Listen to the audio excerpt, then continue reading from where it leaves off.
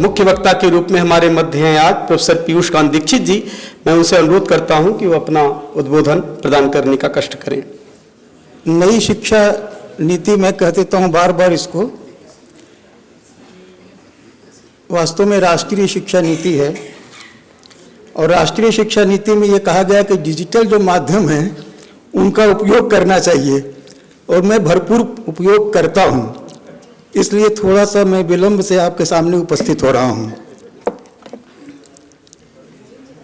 अनुभव हेतु सकले सद्यः समुपासिता मनुजे साकांक्षा सन्ना च स्वार्थे योग्या सरस्वती देवी। मूकं करोति वाचालं पंगुं लंघयते गिरिं यत्कृपा तमहं वंदे परमानंद माधवम्। अज्ञानतिमिरान्धस्य ज्ञानाञ्जनशलाकया चक्षुरुन्मीलितं येन तस्मै श्री गुरवे नमः। मान्याः अस्माकं सर्वेषां नेतारः साम्प्रतं अस्याः कार्यशालायाः सौभाग्यात् समुपस्थिताः पाण्डे महोदयः, पूर्व कुलगुरवः अस्य विश्वविद्यालयस्य, अग्रिमपङ्क्तौ विद्यमानाः सर्वे प्रेष्ठाः आचार्याः, न केवलम् अग्रिमपङ्क्तौ प्रत्युत अस्मिन् सदने अस्मिन् तले सर्वे आचार्याः एव दृष्टिपथम् अवतरन्ति। दक्षिणभागे सविता प्रमुखाः सर्वे आचार्याः, मंचस्थाः विद्वांसः, अन्ये उपस्थिताः सभ्याश्च। मैं राष्ट्रीय शिक्षा नीति पर बोलना है, इसलिए हिंदी राष्ट्रभाषा को स्वीकार करके अपनी बात कहने जा रहा हूँ।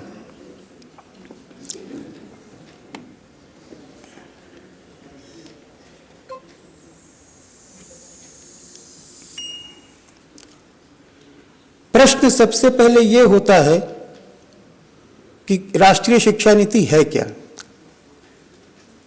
मैं आप लोगों से पूछूं कि राष्ट्रीय शिक्षा नीति 2020 कितने लोगों ने पढ़ी है पूरी तरह से। अगर मैं आप लोगों से पूछूं, आप उत्तर दें, उसके पहले मैं खुद अपने बारे में बता दूं कि मैंने इस राष्ट्रीय शिक्षा नीति को कितनी बार पढ़ा। एक दो अवसर मिले जब इस शिक्षा नीति को लेकर कुछ बोलना था, नेट पर गए, वहाँ पर हमको हिंदी और इंग्लिश दोनों में मिला। मैं अभी देख रहा था 105 पृष्ठ करीब हिंदी में है, ऐसे ही 60-62 या 80 पृष्ठ के आसपास हैं, 77 पेज हिंदी मैं अभी देख रहा था, नया आ गया हुआ लगता है, उसी रूप में प्रकाशित भी है। तो करीब 101 या 102 पेज तो पूर्व की पूरी शिक्षा नीति है। और उसके बाद वो जो उसमें कुछ संदर्भ हैं, जैसे ABC, एकेडमिक, बैंक, क्रेडिट, तो इस ढंग के शब्दों का प्रयोग किया है। तो क्या है उसको समझाने के लिए अंत में कुछ उस ढंग के पारिभाषिक शब्दावली की सूची 6-7 पृष्ठों में, इस तरह से 108 पृष्ठ है। वास्तव में मैं यहाँ बोलना है, इसलिए शिक्षा नीति 2020 शिक्षा नीति जो है, राष्ट्रीय शिक्षा नीति, उसको पढ़ना आरंभ किया और कल आरंभ किया। अभी लोग ये पूछ रहे थे कि 12 बजे समाचार या सूचना आई, हमारे पूर्व वक्ता बता रहे थे।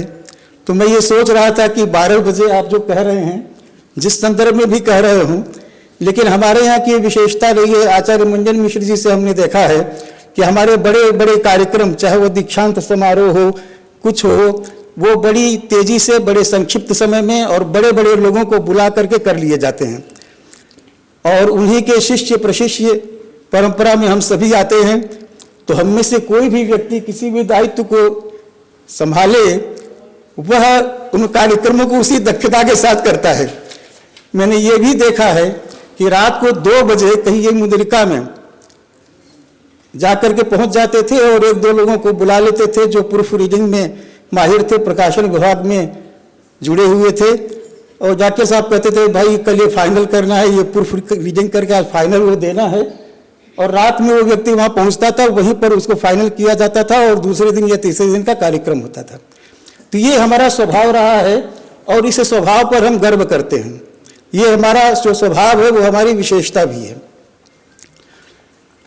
हमारी विशेषता जब हम कहते हैं तो उसका तात्पर्य होता है कि हम संस्कृतज्ञों की यह विशेषता रही है।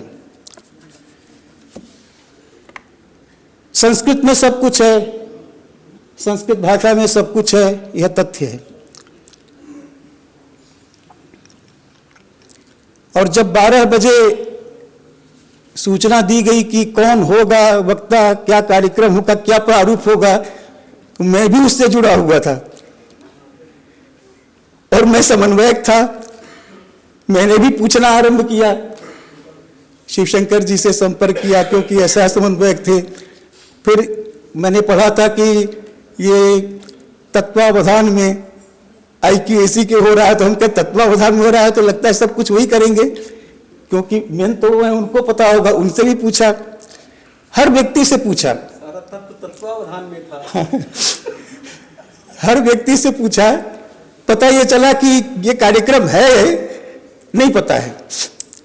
मैंने कुलपति जी को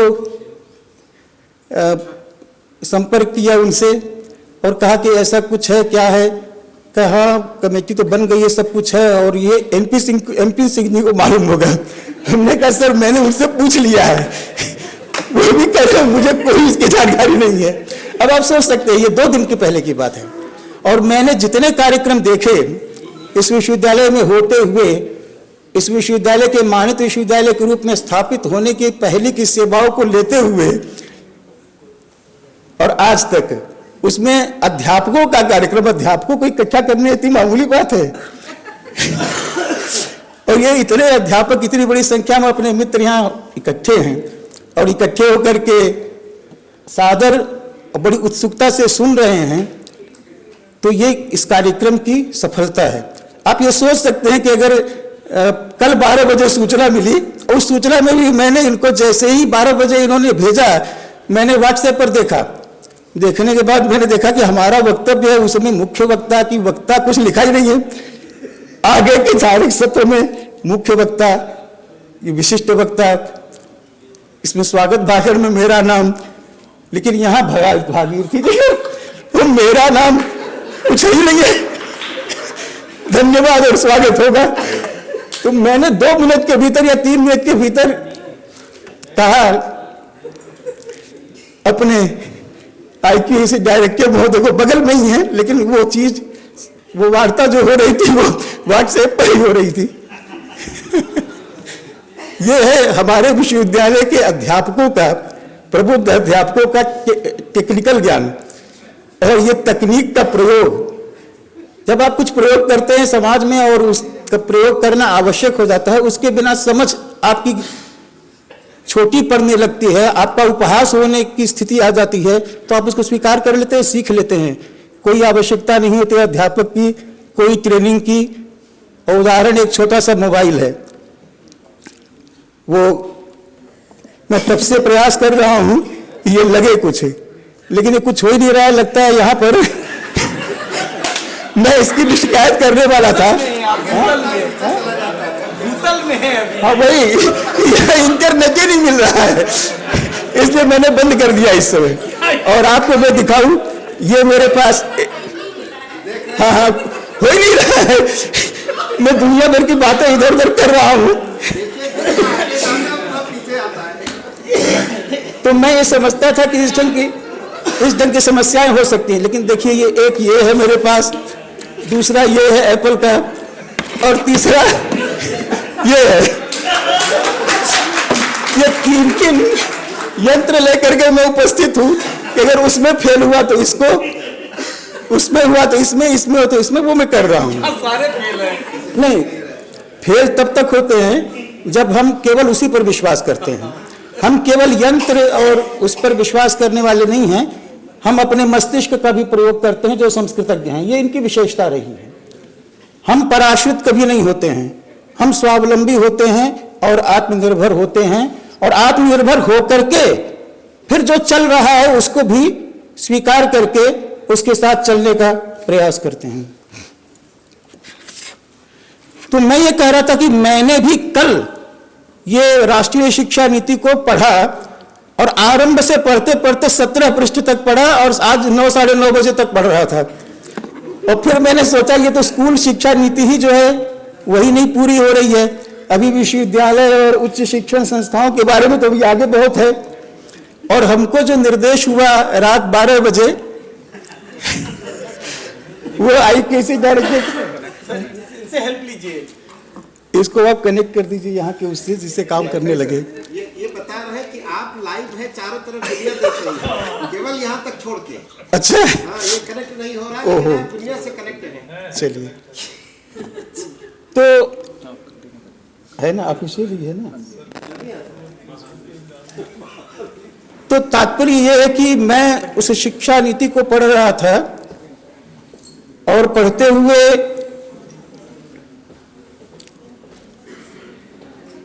सत्रह पृष्ठ पढ़ा, और जब यहां आकर के बैठा तो उसको सरसरी निगाह से, क्योंकि शीघ्रता में एक दबाव के साथ हम भारतीय विद्वानों का, विशेष करके संस्कृतज्ञों का काम करने का एक तरीका होता है और उसमें बड़ा अच्छा काम होता है। मैं सोच रहा था कोई व्यक्ति तो कहेगा, क्योंकि निर्देश जो द्वादश वादने यह निर्देशा प्राप्त है 12 बजे रात में जो निर्देश कल मिला उसमें यह था कि संस्कृत, अच्छा विषय भी मुझे नहीं मालूम था, मुझे बोलना है यह भी नहीं पता था लेकिन 12 बजे मिला, वैसे तो दिन में मिला। तो उस समय निर्देश जो मिला वो मिला कि संस्कृत विश्वविद्यालयों के संदर्भ में ये भारतीय राष्ट्रीय जो शिक्षा नीति है इसके बारे में हमें बोलना है। मैं सोच रहा था कोई तो बोलेगा कि संस्कृत की बात कहाँ की गई है, संस्कृत विश्वविद्यालय की भी चर्चा इस शिक्षा नीति में कहीं की गई है कि नहीं। लेकिन देखिए, दबाव में, त्वरा में, या कोई बहुत तेज पढ़ाने वाला व्यक्ति, हमारे पिताजी के गुरु जी, मैंने परम गुरु, मैं भी 1-2 दिन 4 दिन उनसे पढ़ा था, आचार्य बद्रीनाथ शुक्ल जी। उनकी शैली थी, इतनी तेज पढ़ाते थे, बहुत अच्छा पढ़ाते थे, लेकिन बहुत तीव्र गति से पढ़ाते थे। और अगर कोई बीच में छात्र पूछ दिया, जैसे हमारे पिताजी छात्र थे, पूछ दिए एक बार, उन्होंने पूछा कि समझ में आया, तो उन्होंने कहा कि नहीं समझ में आया गुरुजी, या तुम्हारी बुद्धि धर्म संग चलने गई है। बड़ी समस्या। एक बार जब कोई ऐसे कह दिया, उसके बाद दोबारा छात्र पूछने की हिम्मत ही नहीं करेगा। और एक परंपरा अध्यापन की, शिक्षकों की भी चर्चा भी हमारे यहाँ हुई है कि शिक्षक कैसा होना चाहिए, राष्ट्रीय शिक्षा नीति में उस पर भी बल दिया गया है। मैं चर्चा जो ये कर रहा हूँ वो इसलिए कर रहा हूँ कि यह सब हमारी प्राचीन शिक्षा व्यवस्था में है कि शिक्षक योग्य होना चाहिए, छात्र को हर तरह का अवसर मिलना चाहिए, छात्र की रुचि के अनुसार ही हमारी शिक्षा नीति होनी चाहिए, हमारी शिक्षा होनी चाहिए, अध्यापक की शिक्षा होनी चाहिए। यह सब कुछ वहां पर लिखा हुआ है।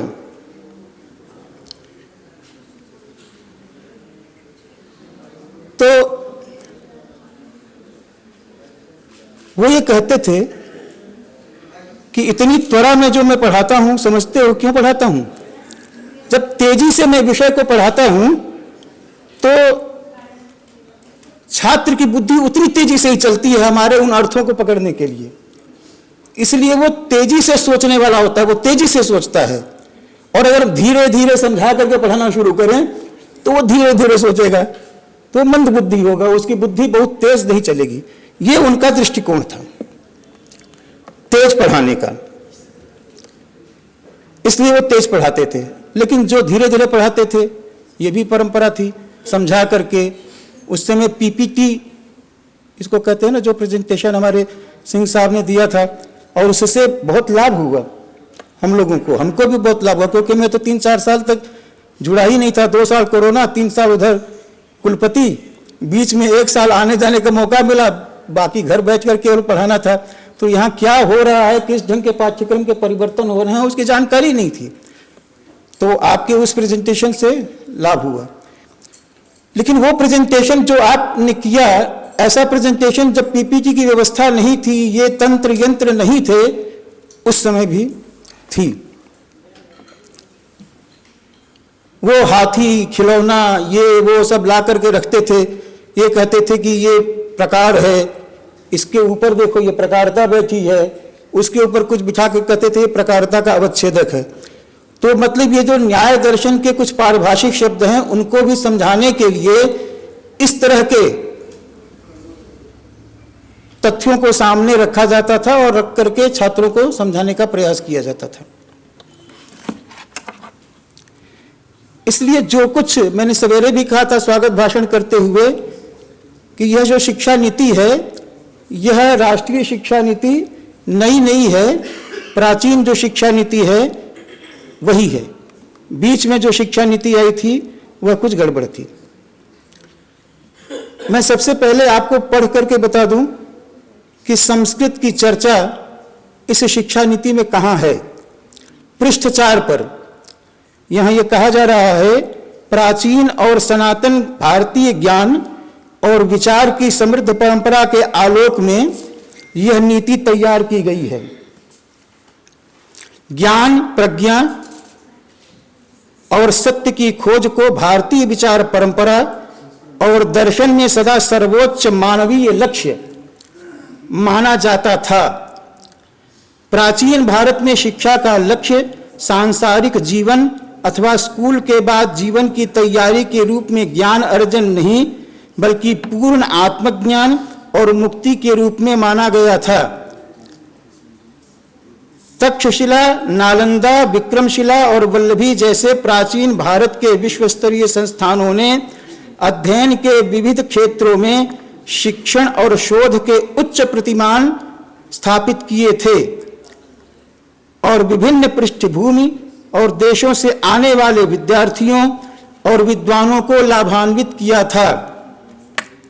इसी शिक्षा व्यवस्था ने चरक, सुश्रुत, आर्यभट्ट, वराहमिहिर, भास्कराचार्य, ब्रह्मगुप्त, चाणक्य, चक्रपाणि, दत्ता, माधव, पाणिनि, पतंजलि, नागार्जुन, गौतम, पिंगला, शंकरदेव, मैत्रेयी, गार्गी और तिरुवल्लुवर जैसे अनेक महान विद्वानों को जन्म दिया।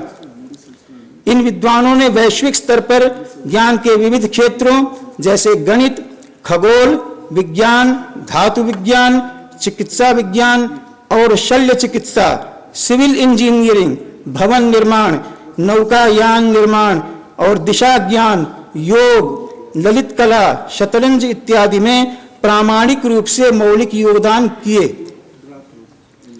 भारतीय संस्कृति और दर्शन का विश्व में बड़ा प्रभाव रहा है। वैश्विक महत्व की इस समृद्ध विरासत को आने वाली पीढ़ियों के लिए न सिर्फ सहेज कर संरक्षित रखने की जरूरत है, बल्कि हमारी शिक्षा व्यवस्था द्वारा उस पर शोध कार्य होने चाहिए, उसे और समृद्ध किया जाना चाहिए और नए नए उपयोग भी सोचे जाने चाहिए। ये पृष्ठ 4 पर हिंदी भाषा में जो शिक्षा नीति है आप अपने गूगल पर देख सकते हैं। तो संस्कृत में क्या क्या है, क्या क्या नहीं है, जब हम कहते हैं तो उसका तात्पर्य यही होता है कि संस्कृत ने निबद्ध शास्त्रों में क्या क्या है, क्या क्या नहीं है। महाभारत को कहा कि जो महाभारत में है वही है, जो वहां नहीं है वो कहीं नहीं है। तो ये तो डिमडिम घोष हमारे यहाँ संस्कृत में आपको हर जगह मिलता है। कोई भी क्षेत्र अछूता नहीं है जो संस्कृत शास्त्रों की परिधि में न आया हो।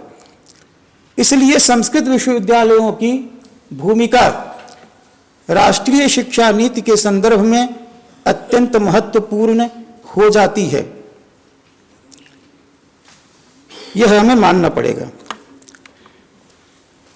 अब इसके बाद देखिए पृष्ठ 90 और 91, जहां पर उच्च शिक्षा की चर्चा हुई है, वहां पर किस तरह का उल्लेख इस 2020 NIP में हुआ है। 90 पृष्ठ को आप देख सकते हैं। 90 पृष्ठ जब तक आता है तब तक मैं आपसे एक बात और बताऊं। रुचि के अनुसार शिक्षा की बात करते हैं। मैं संवाद में ज़्यादा विश्वास करता हूं। जब इस ढंग की कार्यशालाएं हों तो क्या आप लोगों में से कोई ये बता सकता है कि कोई घटना ऐसी आपको याद है अपने जीवन की या अपनी परंपरा की, अपने समाज की, जहां पर हम बालक की रुचि की परीक्षा करते हैं और उसके अनुसार ये कल्पना करते हैं कि इस लड़के को ये बनाना है। यहां सब विद्वान लोग हैं। हाँ फणींद्र जी बोलिए। उसके जब जन्म लेने के बाद बच्चे के सामने बहुत सारे सामान रख दिए जाते हैं, बच्चा जो उठाता है उसी को बहुत अच्छी बात। मैं अभी 2 दिन पहले इसी बात को, क्योंकि यहाँ बोलना है तो हम लोग की परंपरा रही है कि अगर आपको कुछ बोलना है तो एक बार उसका पूर्वाभ्यास कर लीजिए। तो मैंने नई शिक्षा नीति को लेकर अपनी कक्षा में, और मुझे ये निर्देश हुआ था 12 बजे कि आपको 1 घंटे सवा घंटे बोलना होगा। कितनी देर तक आप बोल सकते हैं? हमने कहा कि 1 घंटे कहेगा तो 1 घंटे बोलेंगे, 10 मिनट कहिएगा तो 10 मिनट बोलेंगे, 2 घंटे कहिएगा तो 2 घंटे बोलेंगे। बोलने में कोई ऐसी दिक्कत नहीं है और प्रासंगिक बोलेंगे, ऐसा नहीं है कि वो अप्रासंगिक हो। और बहुत अच्छी बात कही और कई लोग हाथ उठाए थे जो कहना चाहते थे और मैंने यही बात कही है। मैं कोई ऐसी बात नहीं कर रहा। आप चाहें तो फेसबुक पर जा करके या यूट्यूब पर जा करके मेरे उस कक्षा के लेक्चर को जो NEP 2020 पर दिया गया है आप सुन सकते हैं। मैं प्रचार नहीं कर रहा हूं कि आप जाकर सुनिए या उसको आप सब्सक्राइब कीजिए, लेकिन क्योंकि मुझे उसका कोई लोभ नहीं है। मैं सिर्फ यह बताना चाहता हूं कि एक संस्कृत का विद्वान या छात्र, मैं विद्वान नहीं कर रहा हूं, विद्यार्थी हूं, एक संस्कृत का विद्यार्थी होने के बाद भी, और ये सारे जो कुछ मैंने आपको दिखाए वो मेरे अपने नहीं हैं, मेरे स्टूडेंट्स ने मुझे गिफ्ट किए हैं। एक 50,000 रुपए का अभी है टैब एक। तो आप अगर इच्छा रखते हैं कुछ सीखने की, आप यदि कुछ जानना चाहते हैं तो ईश्वर भी आपका सहयोग करता है, उस ढंग की चीजें आपके पास आती जाती हैं। तो मैं सिर्फ यह कहना चाहता हूं कि ये बातें हमारे यहां रची बसी हैं। हम रुचि के बिना तो कुछ करते ही नहीं हैं। और इन्होंने सही कहा, हमने भी, हमारी 2 बच्चियां हुई हैं, पांडे जी उन कार्यक्रमों में आते रहे हैं और वो एक तो जम्मू कश्मीर की राजधानी में हुई और एक देश की राजधानी में हुई दूसरी बच्ची। इस समय जहां हूं वहीं उसका जन्म भी हुआ था। तो इन दोनों बच्चों का भी जैसा कहा परंपरा के अनुसार, और मैं जहां तक समझता हूं जब अन्नप्राशन होता है और 6 महीने का बच्चा होता है, ज्यादा बड़ा नहीं होता है, उसके बाद उसको रखते हैं, उसके सामने कुछ सामान रख देते हैं, छुरी रख दिया, कलम रख दिया, पुस्तक रख दिया, कुछ और भी चीजें रख दी, और वो किसी न किसी पर हाथ तो डालता है। और जब हाथ डालता है तो हम ये मान लेते हैं कि उसकी रुचि ऐसी है और उसको वही उसी दिशा में आगे बढ़ाया जाए। और ये कितना वैज्ञानिक है, मैं अपने अनुभव के आधार पर आपको बता रहा हूं कि हमारी लड़कियों ने या तो पुस्तक या कॉपी पकड़ी या कलम पकड़ी और दोनों को पढ़ाया और दोनों अच्छी शिक्षा लेकर के आगे अपना काम कर रही हैं। तो रुचि के अनुसार शिक्षा हो, ये हमारे यहाँ व्यवस्था है। शिक्षा का व्यावसायिकीकरण न हो, इसके बारे में भी बात की गई है नई शिक्षा नीति में। हमारे यहाँ हम तो शिक्षा देते हैं छात्रों को तो कुछ वेतन ले रहे हैं। हमारी जो शिक्षा नीति थी उस शिक्षा नीति से बहुत से लोगों का विरोध था, और मैं इस समय उल्लेख करना चाहूंगा स्वामी करपात्री जी महाराज। आज बहुत से संगठन जो शिक्षा नीति को लेकर, शिक्षा व्यवस्था को लेकर के, कुछ शिक्षा मंडल है, कुछ ऐसे उन्होंने बनाया था धर्म संघ शिक्षा मंडल, और इसके जगह जगह महाविद्यालय हैं, विद्यालय हैं, और प्राचीन पद्धति से वहां पर अध्ययन अध्यापन की व्यवस्था थी। हमारे पिताश्री को निर्देश था उनका कि परीक्षा नहीं देनी है। आपको आश्चर्य होगा सुन करके कि वो संपूर्ण मध्यमा एक बार दिए, जो 4 वर्ष में 9वीं 10वीं 11वीं 12वीं की एक साथ परीक्षा हो जाती थी न्याय से।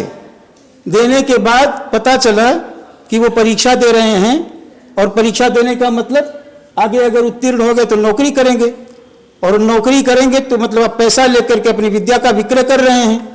ये उचित नहीं है। हमारी परंपरा में विद्या दान करते हैं, विद्या को हम पैसा लेकर के नहीं देते हैं। तो व्यावसायिकता से हम इतने दूर थे, और तब भी शिक्षा व्यवस्था थी। और यहाँ पर हम बैठे हैं, पांडे जी हैं, पीछे हम रामानुज उपाध्याय, फणींद्र जी, गोपाल जी, जयकांत जी, जितने लोग हैं जो पुरानी परंपरा में दीक्षित हैं, वो इस बात को समझते हैं कि विद्या की रक्षा।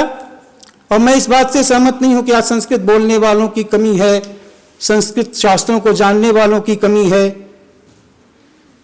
मैं जिस छात्र की बात कर रहा हूं, जो हमें कुछ न कुछ इस ढंग से टैब वगैरह देता रहता है, जो हमारी रुचि होती है, वो भी हमारी रुचि को देखता है कि गुरु जी की रुचि ये है, तो जैसी रुचि है उस रुचि के अनुसार जो चीज कुछ नहीं होती वो हमको पहले ही बिना मांगे वो दे देता है। जी नहीं, हम लेते नहीं हैं, मना करते हैं। वो जबरदस्ती देता तो आप क्या करेंगे। और ये वही बात हुई, मैं आपको बताऊं। वो विद्यार्थी नहीं है, समस्या तो ये है तो देता है। हाँ, विद्यार्थी था, अब वो विद्यार्थी भी है, यही तो कहते हैं। इसमें कहा गया, आप जब बात कर रहे हैं, मैंने कहा ना, संवाद के माध्यम से जब चर्चा होती है तो उसका एक आनंद अलग होता है। जीवन भर शिक्षा, ये कहीं मैंने एक हेडिंग पढ़ी इस शिक्षा नीति में, शिक्षा ग्रहण आप जीवन भर करें। ऐसा नहीं हो कि 16 17 18 वर्ष की है, नौकरी लग गई, अब शिक्षा की क्या जरूरत है, हम अध्यापक हो गए। जीवन भर शिक्षा, ये जीवन भर शिक्षा जो है, ये नई शिक्षा नीति की बात थोड़े है, या ये राष्ट्रीय शिक्षा नीति में थोड़े कहा गया है। हमारे यहाँ जो कहा गया, यावत जीव मधीते विप्रः, ये क्या है? विप्र का मतलब शिक्षार्थी। उस विद्यार्थी के बारे में बता दीजिए जो देता है क्या है। बड़ा आदमी है, कोई छोटा मोटा नहीं। देखिए, देने वाले पर सबका ध्यान होता है, हम सभी देने वाले हैं, और विद्या दान से बड़ा दान तो कुछ होता नहीं है। मैंने आपसे कहा ना, उस विद्यार्थी की बात कर रहे हैं, तो मैं बताऊं, मेरे पास वो 96 के आसपास आया होगा, और हमसे कहा कि मेरे पिताजी बहुत संपन्न है, ONGC में डायरेक्टर वगैरह रहे हैं, मुझे पैसे की कमी नहीं है, मैं न्याय पढ़ना चाहता हूं, आपसे पढ़ना चाहता हूं, और आपकी ट्यूशन फीस जो है बता दीजिए। मैंने उससे कहा कि यहाँ बहुत से न्याय के, हमारे पास ही क्यों आ रहे हो? कि बनारस में एक श्रीनिवासन जी हैं, मैं वहाँ बनारस में वो कोई गुरु शरणानंद जी हैं, उनके आश्रम में रहा था, पढ़ता था। उन्होंने कहा वहाँ जाकर के उन्हीं से पढ़ना। तो आप देखिए, अपनी रुचि के अनुसार एक तमिलनाडु का रहने वाला व्यक्ति हार्वर्ड यूनिवर्सिटी से PhD किया हुआ, बॉम्बे की पवई से इंजीनियरिंग करके वो बनारस में जाकर के गुरु शरणानंद जी के आश्रम में रहता है, साधु जैसी स्थिति उसकी हो जाती है, वो विरक्त हो जाता है, और फिर उसके मन में होता है कि हमें न्याय शास्त्र पढ़ना है।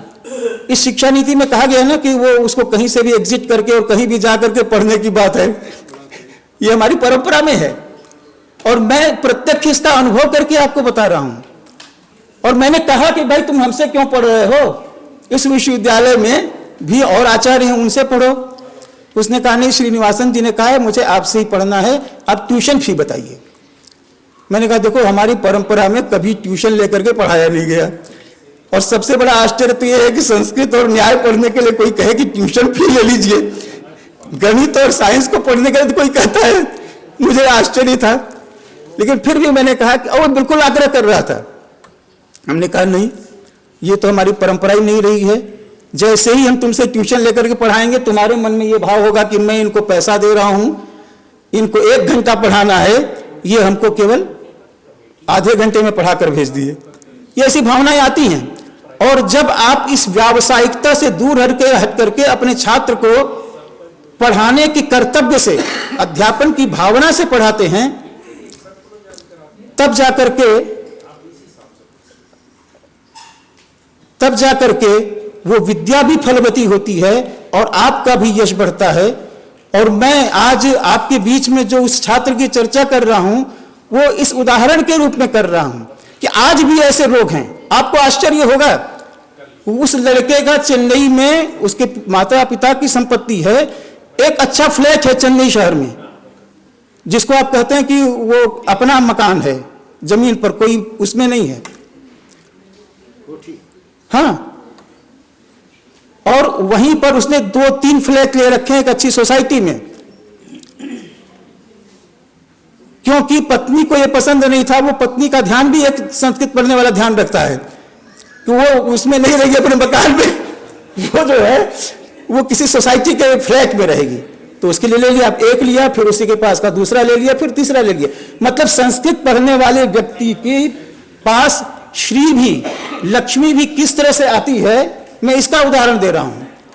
मैं कभी भी निगेटिव नहीं होता हूं, हमेशा हर परिस्थिति में निगेटिव लोगों के बीच में भी पॉजिटिव ही सोचता हूं। और पॉजिटिव सोच करके आप देखिए, ये हमारी शिक्षा नीति रही है, यही हमारी शिक्षा की विशेषता रही है।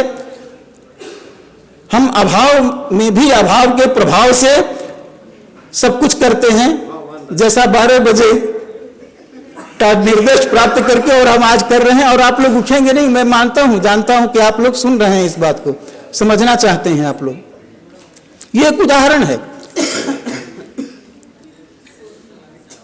और आपको जो मैं आगे कह रहा हूं उस उदाहरण से ही आप समझिए। और उदीरितोर्थो पशुनापि गृह्यते हयाश्च नागाश्च वहन्ति देशिकाः अनुक्तमप्युहति पंडितो जनः परेंगित ज्ञान फला ही बुद्धेः। जो कुछ मैं कह दिया आपने समझ लिया तो क्या समझा? आप तो हमारे मित्र हैं, हमारे जैसे हैं, हमसे अच्छे हैं, हमसे श्रेष्ठ हैं। लेकिन जो नहीं कहे वह भी समझ लिया आपने, तब आपकी विशेषता है, तब आप अध्यापक हैं, एक कुशल शिक्षक हैं। छात्र जो आपको नहीं बता पा रहा है कि मैं नहीं जान रहा हूं, उसको भी आपने समझ लिया कि मैंने जो पढ़ाया तुम नहीं जान लो, फिर दोबारा तुमको पढ़ा रहा हूं। तो अनुक्तम अप्युहति पंडितो जन, क्योंकि हमारा शिक्षक पंडित होता है। क्यों? परेंगित ज्ञान फला ही बुद्धे, समझे। और छात्र की जो मुखाकृति होती है उससे अध्यापक समझ जाता है, कह तो रहा है कि समझे, या कहना चाहता तो कि समझे, लेकिन ये समझा नहीं है। तो उसके इशारे से हम उस बात को समझ जाते हैं।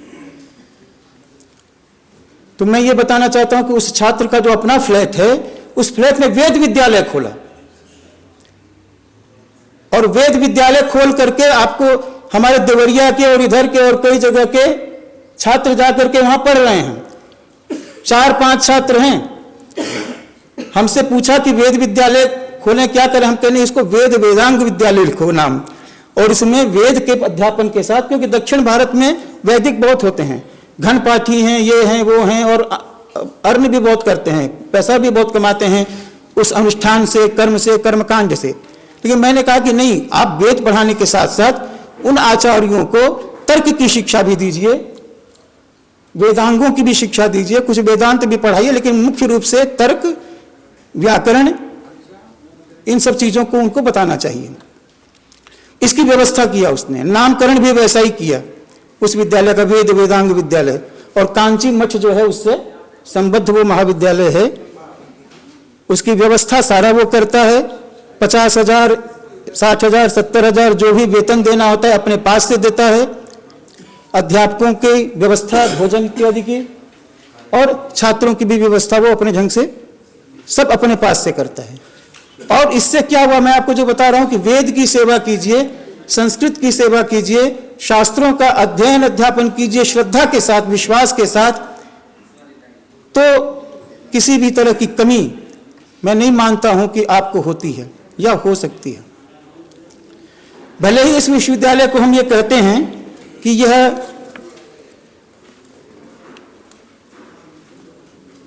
भाषा का विश्वविद्यालय है वैधानिक दृष्टि से, लेकिन जैसा कि अपने प्रेजेंटेशन में सिंह साहब ने कहा, यह भाषा का नहीं, विज्ञान को पढ़ाने का विश्वविद्यालय है।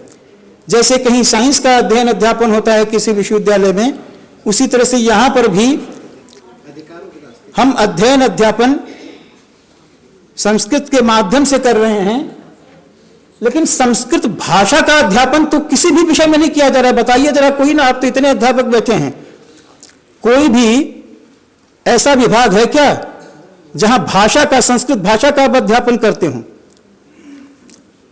मित्रों, संस्कृत भाषा, हिंदी भाषा, तमिल भाषा, कन्नड़ भाषा, ये तो जो भाषा भाषी हैं वो स्वतः सीख लेते हैं, उसको सिखाने की आवश्यकता तो है ही नहीं।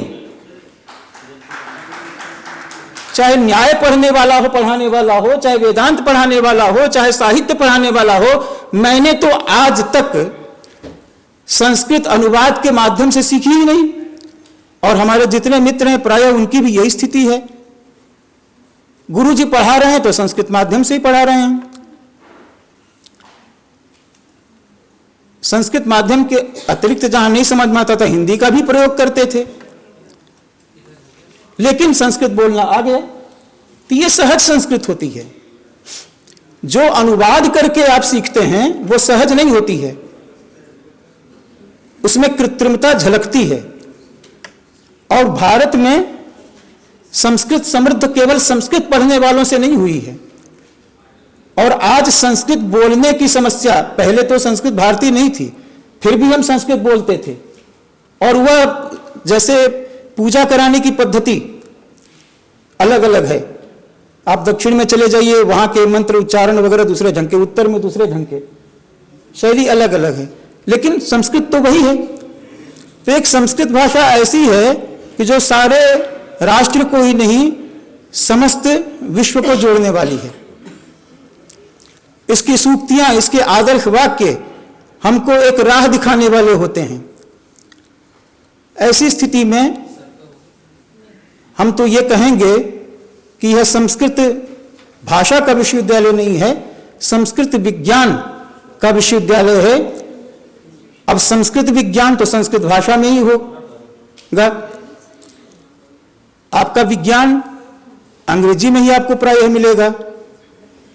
लेकिन हाँ, हमारे यहाँ कोई ऐसी व्यवस्था होनी चाहिए। जिस अनुवाद की बात आप कर रहे थे, मैंने सुना है कि जो समृद्ध देश हैं रशियन, उसमें रशियन की राष्ट्रभाषा है और जगह है, लेकिन उनकी लोक भाषाएं भी बहुत सी हैं। और वहाँ का एक साहित्यकार कोई साहित्य प्रकाशित करता है, रातों रात सारी भाषाओं में उस साहित्य का अनुवाद हो करके और पुस्तकें बुक स्टॉल पर आ जाती हैं। ऐसी समृद्ध परंपरा होनी चाहिए।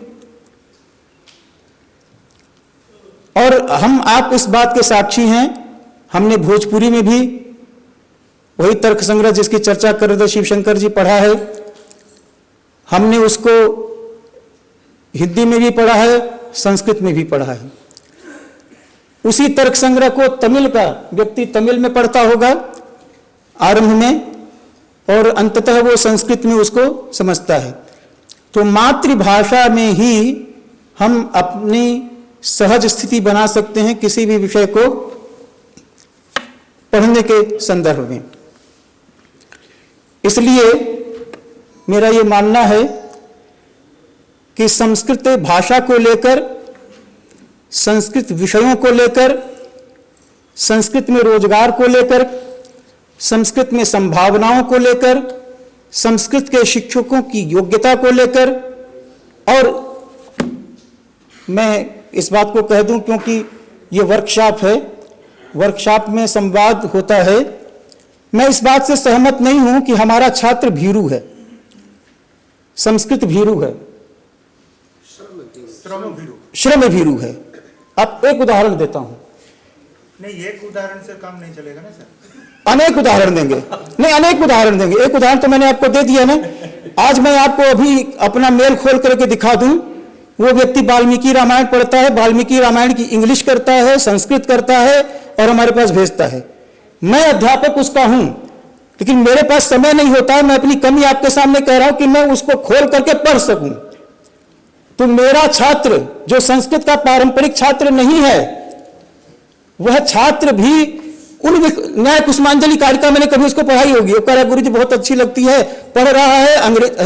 एक बार मैंने कहा उसको अंग्रेजी में भी करिए और थोड़ा उसको संस्कृत में भी कीजिए, तो संस्कृत में अंग्रेजी में वो सब लिख रहा है। और यहाँ पर उसके आचार्य हैं हमारे राम सलाई जी, चले गए हैं नहीं जानते हैं हम, लेकिन उनसे संपर्क रखने वाले लोग होंगे।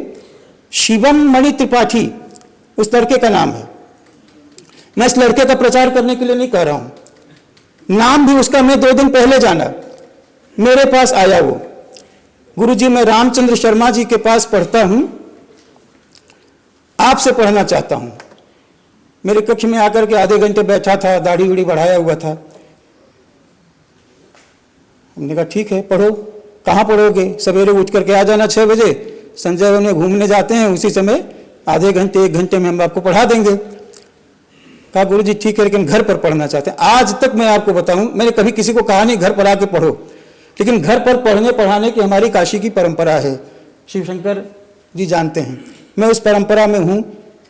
मैं जहां पढ़ता था वहां से साइकिल चला करके ब्रह्मा घाट जाता था, 80 जाता था, आचार्य बद्रीनाथ शुक्ल जी के घर पर बैठ करके पढ़ता था। जब तक पढ़ाते थे ये नहीं कहता था मैं कहीं जल्दी है, और फिर आता था अपने घर। तो श्रम तो हम उस समय भी करते थे, 10 किलोमीटर का साइकिल चलाकर जाना फिर आना। तो श्रम में कभी भी हमारा संस्कृत का छात्र या संस्कृत का विद्वान संकोच करता ही नहीं है। अन्यथा 12 बजे की सूचना पर आज हम इस तरह से इस संख्या में उपस्थित नहीं होते। आप देखो तो आज के छात्र की बात कर, हाँ, तो आज की छात्र की बात ही तो मैं कर रहा हूं कि वो जो शिवम मणि त्रिपाठी है वो मेरे कक्ष में आया। मैंने कहा कि सवेरे 6 बजे आ जाना। गुरुजी हम 5 बजे आ जाएंगे, और 5 से 6 बजे तक मेरे पास समय है। 6 बजे एक ब्रह्मचारी जी हैं जो यहाँ पर आते हैं, प्रायः भाषण देते रहते हैं, उनका व्याख्यान होता है। अगर उनके व्याख्यान में जुड़ेंगे नहीं तो फोन आने लगेगा, तो उनका हम ऑनलाइन व्याख्यान सुनते हैं। इसलिए हम 5 बजे से 6 बजे तक शाम को आपके घर पर भी आएंगे। मैंने उससे नहीं पूछा कि क्या पढ़ोगे क्या करोगे, वो कहा कि हम तर्क संग्रह पढ़ना चाहते हैं। मैंने कहा ठीक है। वहां आकर के सांख्य तत्व कौमुदी पढ़ा, और जो मैंने पढ़ाया उसकी चर्चा स्वागत भाषण में भी मैंने किया कि वाचस्पति विषय, क्योंकि आप जो करेंगे वो कुछ भी आप करेंगे तो उसमें उसको बोलेंगे। ये अध्यापक का स्वभाव होता है, बोलना एक उद्देश्य इसलिए भी होता है कि उस बात का और प्रचार प्रसार हो, और हम ये समझें कि हमारे जो आचार्य हैं वो किस तरह की बातें सोचते हैं, क्या कहते हैं, और जो आप कह रहे हैं वो वही कहिए जो लोग सुनना चाहते हैं। अगर जो सुनना चाहते हैं वही कहने की बात न होती तो क्या आज मोदी जी 2 बार होने के बाद तीसरे बार की भी बात उनकी बनती? प्रधानमंत्री जी क्यों सफल हैं? वाचस्पति मिश्र ने सांख्य तत्व कौमुदी के मंगलाचरण के बाद जो लिखा हुआ है, दुःखत्रयाभिघाता जिज्ञासा ततपघात के हेतु दृष्टे सापार्था चेन नैकांता त्यंतो भावात, वहां वो क्या सूत्र दे रहे हैं? कह रहे हैं कि जो प्रतिपित्सित अर्थ है उसका प्रतिपादयिता अवधेय वचनो भवति, और जो अप्रतिपित्सित अर्थ है उसका प्रतिपादयिता जो है वह उन्मत्तवत उपेक्षितः भवति। तो आज अगर अपेक्षा किसी एक नेता की भी की जा रही है और उसको मान्य नेता माना गया है आदरणीय प्रधानमंत्री मोदी जी को, तो मात्र इसलिए वो भी कहते हैं और मैं भी कह रहा हूं, और ये मैं इसलिए कह रहा हूं क्योंकि ये वाचस्पति मिश्र की जो बात है उसका समर्थन उससे होता है। वो ये कहते हैं कि मैं वही कहूंगा जो जनता सुनना चाहती है, मैं वही करूंगा जो जनता का जो लाभ वाली बात हो। तो ये सब चीजें ये सूत्र के रूप में हमारे शास्त्रों में निहित हैं। अब शिक्षा की बात और विश्वविद्यालयों की भूमिका की बात, आप बार बार ये चर्चा करते हैं। मैंने कई बार अपने मित्रों से कहा है, न जाने कब कोई कुलपति ये सुनेगा और उस पर क्रियान्वयन करेगा, मैं नहीं जानता हूं। लेकिन मेरा यह कर्तव्य है कि मैं इस बात को बार बार कहूं, कभी तो कोई होगा। उत्पत्स्यते समान धर्म कालो यजम निरवधि विपुलाच पृथ्वी। अब मैं फिर तो 3 साल के लिए, 4 साल के लिए, 5 साल के लिए वाइस चांसलर होकर वही नहीं करूंगा जो किया। जब मौका मिला तो किया, जो मेरी इच्छा थी वैसे ही किया। और आज भी लोग सोचते होंगे कि किस तरह से किस संघर्ष, तो कभी भी श्रम भीरू तो होता ही नहीं है। आप पांडे जी से पूछिए ना, ये श्रम भीरू रहे होते, इनके शिष्य आप हैं, अगर श्रम भीरू रहे होते तो अनुवाद की बात आप जो कर रहे थे वो अनुवाद करते, और करके आप वो कौन साहित्य परिषद या अकादमी है उससे, हाँ साहित्य अकादमी से इतना अच्छा पुरस्कार प्राप्त करते। वो हमारा जो मंतव्य था वो सामान्य मंतव्य है। मैं आपको लेकर के नहीं कह रहा हूँ, ओह भागीरथी नंदा जी, मैं आपको लेकर के कहीं नहीं रहा हूँ। एक अपने कहने का ढंग है, आप मित्र हैं, हमारे मित्र के शिष्य हैं, इसलिए मैं आपके बहाने कुछ और लोगों से बात करना चाहता हूँ। तो बहाना ये मत लीजिएगा उसको कि मैं आपको कह रहा हूँ या 12 बजे की बात मैं बार बार कर रहा हूँ, तो वो भी बात नहीं है। तो मैं उस लड़के की बात कर रहा था और वो लड़का आपके बीच की बात है, आप उससे जाकर मिल सकते हैं। ये तथ्य है, ये तथ्य है कि वो लड़का 5 बजे, एग्जैक्ट 5 बजे हमारे घर पहुंच गया। और एनपी सिंह जी इस बात के गवाह हैं। इन्होंने कहा था सर आप लंच करके और 2-2:30 बजे तक अपने कक्ष में आ जाए, मैं जाता हूं तो फिर लौट करके 1:30 बजे के बाद नहीं आता हूं। उसके कई कारण हैं, लेकिन इन्होंने कहा कि मैं चर्चा करूंगा। तो मैं छात्रों से कहा कि तुम कक्ष में बैठो, मैं अभी लौट करके आ रहा हूं। बैठा रहा, फिर ये हुआ कि 1-1.5 घंटे बोलना है, तो हमने कहा कि उसको थोड़ा सा अभ्यास कर लें। 1.5 घंटे का उपाय।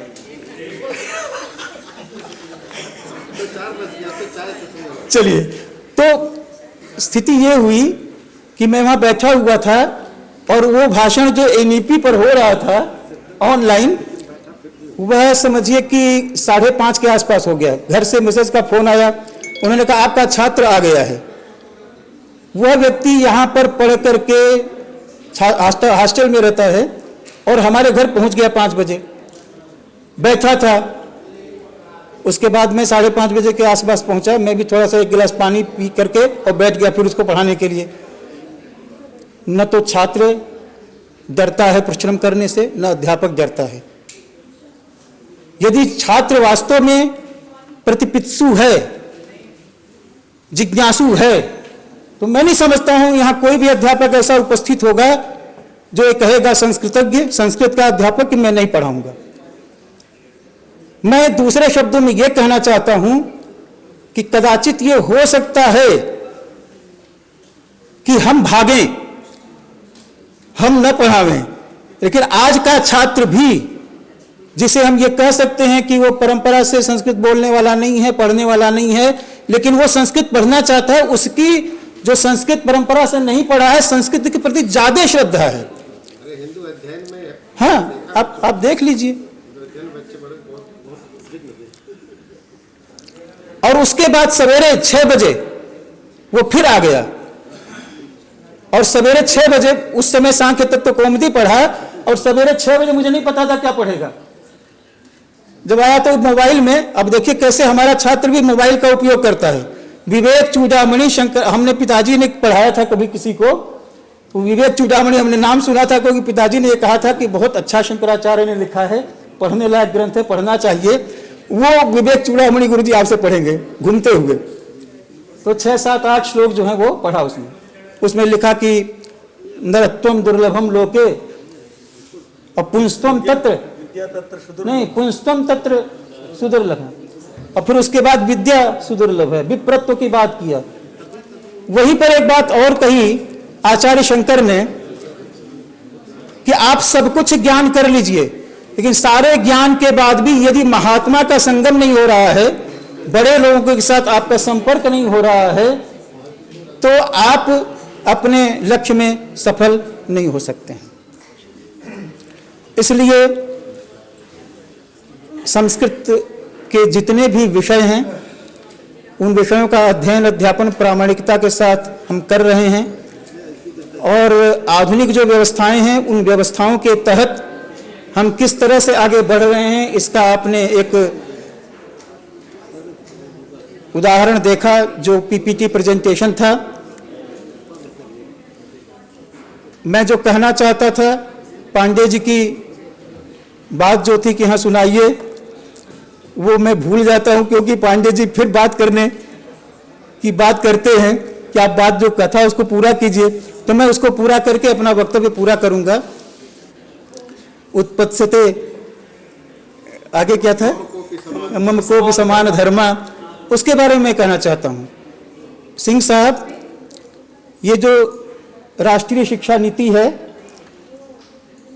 इस राष्ट्रीय शिक्षा नीति के माध्यम से, चूंकि उसका उल्लेख है, उसका उल्लेख करते हुए हम अपने पाठ्यक्रम को कुछ ऐसा बदलें जिससे छात्रों की समस्या, जैसे हिंदू अध्ययन हुआ उसमें आ रहे हैं, वैसे ही कुछ और अध्ययन हम आरंभ करें, नए पाठ्यक्रम, या उनको कहीं क्रेडिट वगैरह में जोड़ें, जिससे कि समाज में संस्कृत जो प्रतिष्ठित है, समाज में संस्कृत के माध्यम से रोजगार जो चल रहे हैं बड़ी तेजी से, उनमें जो विकृतियां हैं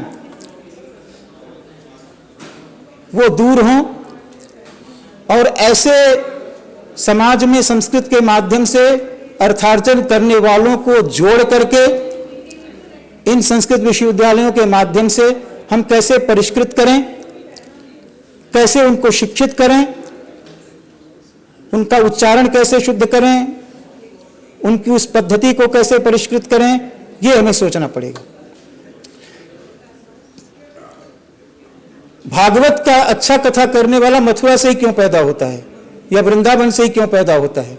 हमारे यहाँ अगर पुराने इतिहास विभाग है तो वहां से क्यों नहीं वो कथा कहने वाला कोई पैदा होता है? उसकी ट्रेनिंग हम वैसी क्यों नहीं दे पाते हैं? 16 जो हमारे संस्कार हैं, उन संस्कारों को कराने वाले पूरे देश में जगह जगह लोग हैं।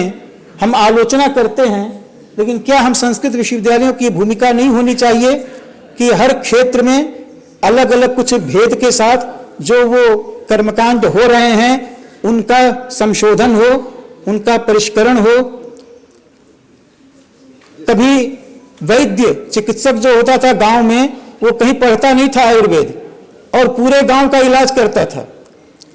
ज्योतिषी जो होता था वो परंपरा से होता था ज्योतिषी। आज ज्योतिष के परंपरा के विद्वान बिहारी लाल शर्मा जैसे और भी आचार्य लोग हैं, उनके रहते हुए ये टीवी पर जो जाकर के लोग उपदेश देते हैं, वो उपदेश कब बंद होगा, कैसे बंद होगा? उसके लिए क्या इन संस्कृत विश्वविद्यालयों को मिलकर के प्रयास नहीं करना चाहिए? सत्यनारायण की कथा से लेकर के और इन सारे कर्मकांड को कराने वाले, कथा का वाचन, पुराणों का वाचन करने वाले लोग जो समाज में उपलब्ध हैं, उनको अपने से जोड़ने के लिए हमें कुछ प्रयास करना चाहिए। प्रयास ये होना चाहिए कि इन समाज के सार्वजनिक कार्यक्रमों में इन शास्त्रों पर अधिकृत वक्तव्य वही दे सकता है जो इन संस्कृत विश्वविद्यालयों से प्रमाण पत्र प्राप्त किया हो, और ऐसा करने के लिए अधिकृत उसी को माना जाए। ऐसा नियम और कानून आज जो अनुकूल शासन है, उस शासन का सहयोग लेकर के हम नहीं बनवा सकते हैं। आज कोई भी व्यक्ति एमबीबीएस या आयुर्वेद की या होम्योपैथ की जो प्रामाणिक सरकार के द्वारा मान्यता प्राप्त डिग्री है, उसके बिना क्या किसी की चिकित्सा कर सकता है? करते हैं तो पकड़े जाते हैं। उनको नियम और कानून का भय है। ऐसा कानून और नियम क्यों ना बने? समाज में हम जागरूकता भी पैदा करें कि आप ऐसे लोगों से दूर रहें। समाज में हम लोगों को ये भी बतावें, किन माध्यमों से बताएंगे? आप गणानान्त्वा या कोई श्लोक बोल करके देखिए कि ये शुद्ध है, और इसके अलावा जो भी कोई बोलता है वो अशुद्ध है। और 2-3 उदाहरण अशुद्ध के भी आप दे दीजिए, आपको मिल जाएंगे रिकॉर्डेड। उसका प्रचार प्रसार करके ऐसे लोगों को समाज में प्रवेश करने से नहीं रोका जा सकता है? रोका जा सकता है।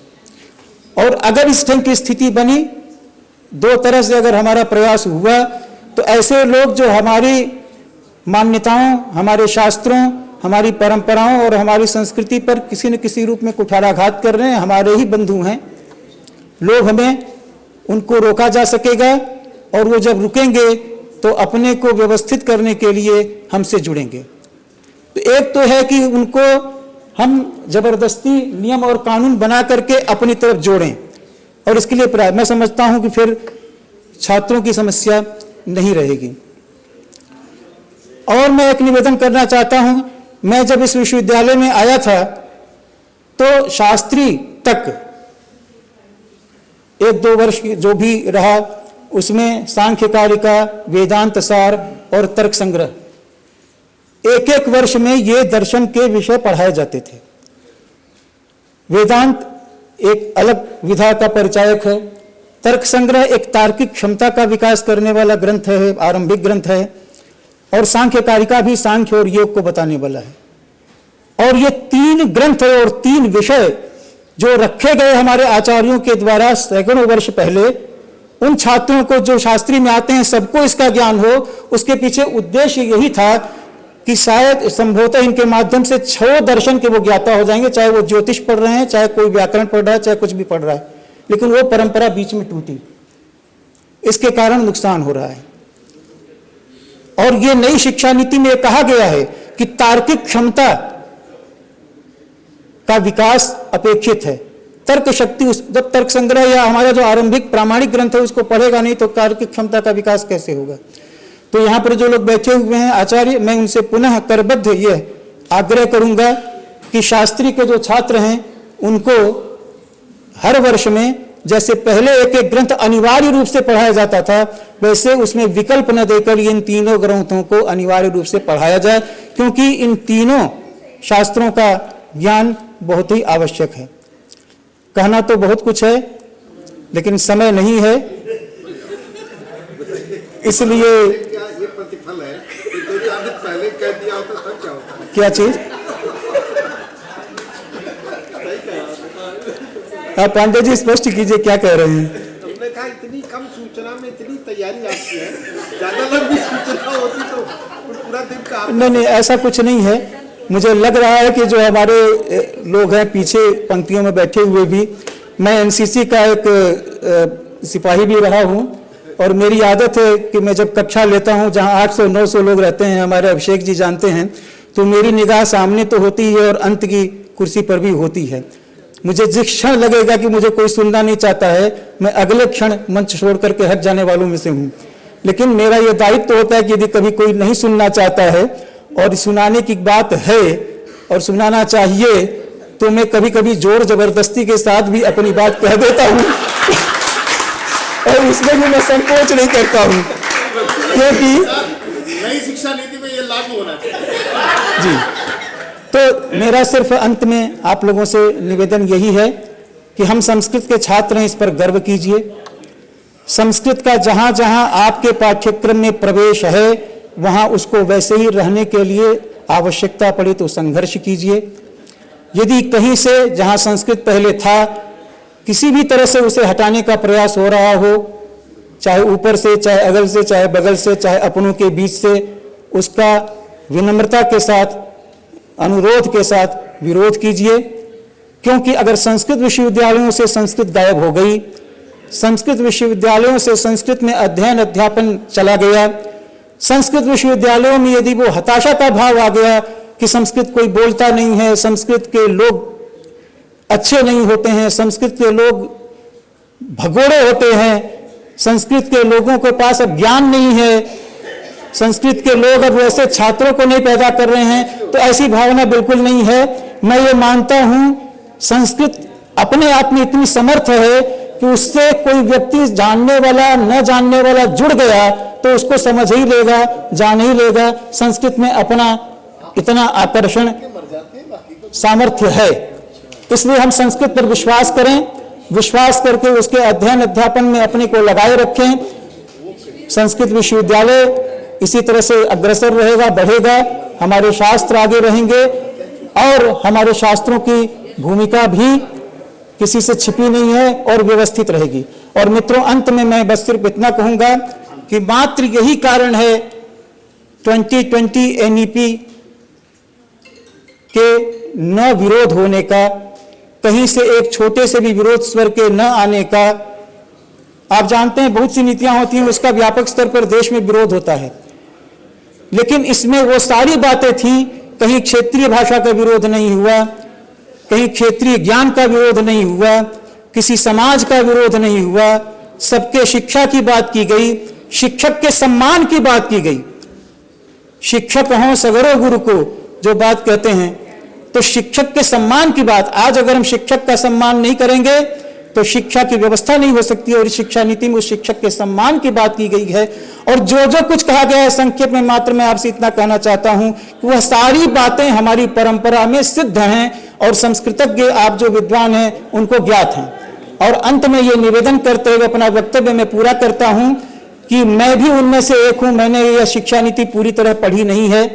आप उस शिक्षा नीति को, जो राष्ट्रीय शिक्षा नीति है, वास्तव में संस्कृतज्ञों के द्वारा बनाई गई, भले ही आज साइंटिस्ट के व्याख्यान हो रहे थे, वो अविनाश पांडे जी जो थे, लेकिन उनका हृदय, उनका रक्त भारतीय था। तो आज की यह राष्ट्रीय शिक्षा नीति भारतीय संस्कृत प्रेमी और संस्कृत के प्रति अनुराग रखने वाले लोगों के द्वारा बनाई गई है, हम ये अनुमान कर सकते हैं। इसलिए वो वास्तव में वही प्राचीन शिक्षा नीति है। और अगर आप उसको पढ़ेंगे जो 102 पृष्ठों की है हिंदी में, तो आपको ये बात समझ में आएगी। और आगे इसके आधार पर हम क्या क्या संस्कृत के क्षेत्र में कर सकते हैं इन संस्कृत विश्वविद्यालयों के माध्यम से, यह भी हम अच्छी तरह समझ सकेंगे। आपने हमें सुना। मैं विशेष रूप से पिछली पंक्ति में विद्यमान जो हमारे श्रोता हैं उनको धन्यवाद देता हूं, और हमारे अग्रिम पंक्ति में बैठे जो हमारे मित्र लोग हैं उनको भी आभार से अपने विभूषित करता हूं कि आपने सुना और हमें प्रोत्साहित किया उन कहानियों को सुनाने के लिए जो आज की जीवंत कहानियां हैं, आज के जीवंत उदाहरण हैं। आप उनको देख सकते हैं, समाज में आज भी वो उपस्थित हैं, कल भी थे और आगे भी रहेंगे। यही हमारी संस्कृति है, यही हमारी सनातनता है। धन्यवाद, नमस्कार। आगे और पीछे में बीच वाले तो आ ही जाते हैं जब हम संपुट करते हैं बगल वाले भी आ जाते हैं। तो मैं सबका धन्यवाद करता हूं। और अगर मैं ही सबका धन्यवाद कर दूंगा तो धन्यवाद ज्ञापन में कोई उसके लिए कुछ बचेगा नहीं। इसलिए धन्यवाद ज्ञापन के लिए मैं अवसर छोड़ता हूं। एक विशेष रूप से मैंने पीछे और आगे की बात कर दी, तो बीच और अगल बगल के लोगों को समझ लेना चाहिए कि मैं सबका आभार स्वीकार करता हूँ।